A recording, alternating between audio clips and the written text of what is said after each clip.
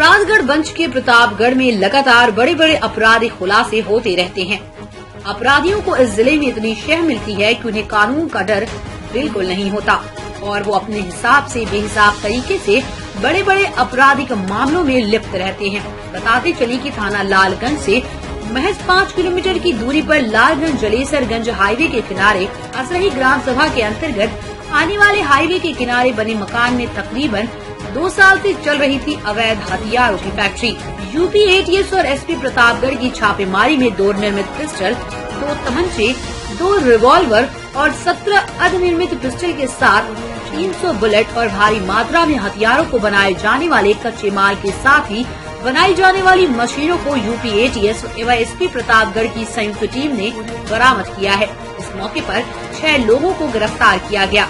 आपको याद दिला दें कि 9 माह पूर्व थाना अंतु के मटियारी ग्राम सभा में अवैध हथियार बनाने वाली फैक्ट्री का भंडाफोड़ हुआ था, जिसको तार जलेसरगंज निवासी मुस्कान उर्फ मुस्काने पुत्र राजू मोइन पुत्र याकूब से जुड़े थे। अब सवाल ये उठता है कि कहीं इनके कनेक्शन इनसे तो नहीं जुड़े।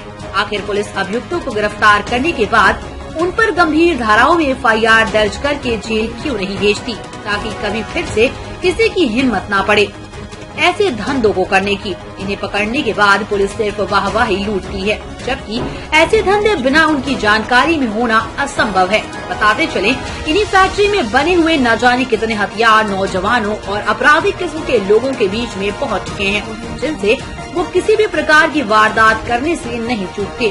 क्या इसी तरह से अपराधी अपनी गतिविधियों का संचालन करते रहेंगे या इन पर गंभीर धाराओं के तहत आजीवन कारावास या इस प्रकार से अर्जित किए गए संपदाओं का सरकार जब्तीकरण करती है, या फिर कुछ महीनों या कुछ सालों बाद ये जमानत पर रिहा होकर फिर अपना कारोबार करना शुरू कर देंगे, ये तो वक्त ही बताएगा।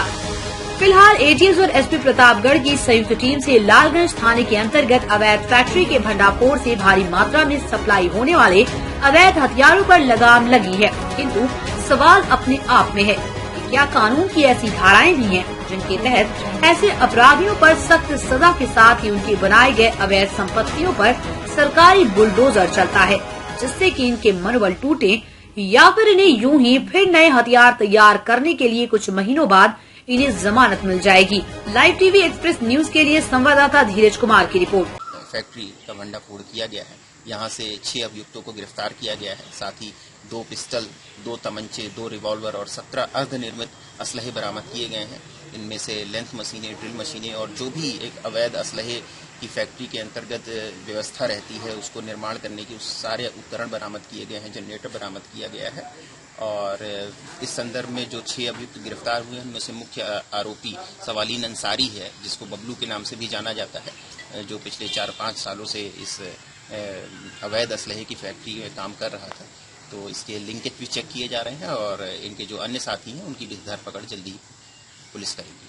सर, जैसे ये फैक्ट्री जो थी ये हाईवे से जुड़ी हुई थी, तो ऐसे में सर एक भी समझ में आता है कि क्या इसकी जानकारी पहले नहीं सूचित हो पाई थी, जो लगातार 2-3 सालों से आप बता रहे चल रहा है? ये सप्लाई चेन का भी मामला है, इसलिए ये तथ्य को चेक किया जाना जरूरी है कि ये फैक्ट्री यहीं पे एग्जिस्ट कर रही थी या इसकी सप्लाई हो रही थी। इन सारे बिंदुओं की पुलिस द्वारा तफ्तीश से जांच की जा रही है और आगे की जो भी विकास प्रक्रिया होगी आपको अवगत कराया जाएगा। क्या सर और भी कुछ लोग इसमें शामिल हो सकते हैं? अभी अभियुक्तों से पूछताछ जारी है और निश्चित रूप से ये किसको सप्लाई करते थे और रॉ मटेरियल कहाँ से लाते थे, इनमें से कुछ लोग अन्य शामिल जरूर होंगे, तो उसको भी पुलिस जल्दी ही पकड़ेगी। तो सभी प्रतापगढ़ के अभियुक्त हैं कि कहीं और? कुछ प्रतापगढ़ के हैं, कुछ बाहर के हैं। उनका पूरा जो बैकग्राउंड है वो चेक किया जा रहा है।